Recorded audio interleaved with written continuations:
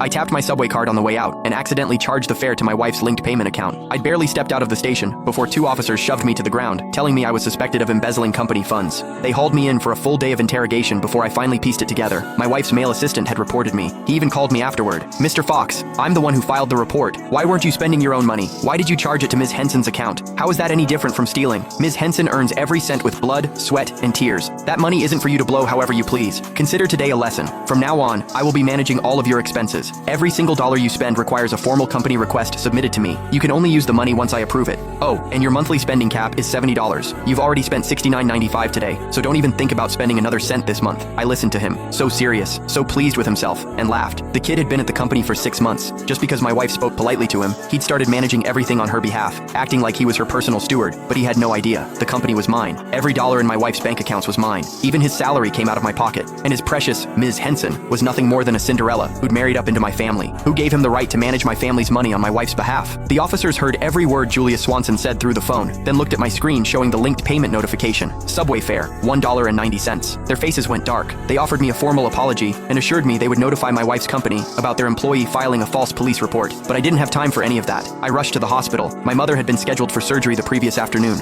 She needed my signature. I never expected to get dragged away the second I stepped off the subway. A full day and night lost. I didn't dare imagine how much her condition might have deteriorated. I burst through the hospital doors and nearly collided with the doctors, who grabbed me by the arms. "Hurry, Mr. Fox, sign now so we can prep for surgery." I signed as fast as my hand could move, then ran to the billing counter. I handed over every bank card in my wallet. The nurse slid them all back across the counter. "Mr. Fox, there's nothing in any of these accounts." My blood went cold. "That's impossible. These cards have tens of millions between them at the very least. How can there be nothing left?" Julia Swanson's words from earlier flashed through my mind, and it hit me. He must have transferred every last cent out of my accounts. I pulled out my phone and called my wife. A few rings, then the line connected. "Honey, But instead of her voice, Julia Swanson's impatient tone cut through the speaker. "Mr. Fox, are you serious right now? Give it a rest. So your spending got restricted. Is that really worth running to tattle about? Let me save you the trouble. Complaining won't change anything. Ms. Henson personally told me to rein you in." I swallowed the anger clawing up my throat. There was no time to argue with him. I got straight to the point. "I'm at the hospital. I need money. Transfer my funds back. Now. Or put my wife on the phone. I need to speak with her." His voice came back through the line, dripping with self-importance. "Ms. Henson is busy. She doesn't have time for your little problems. She's given me full authority to handle this. You need money? Sure. Do what I told you. Submit a formal company request.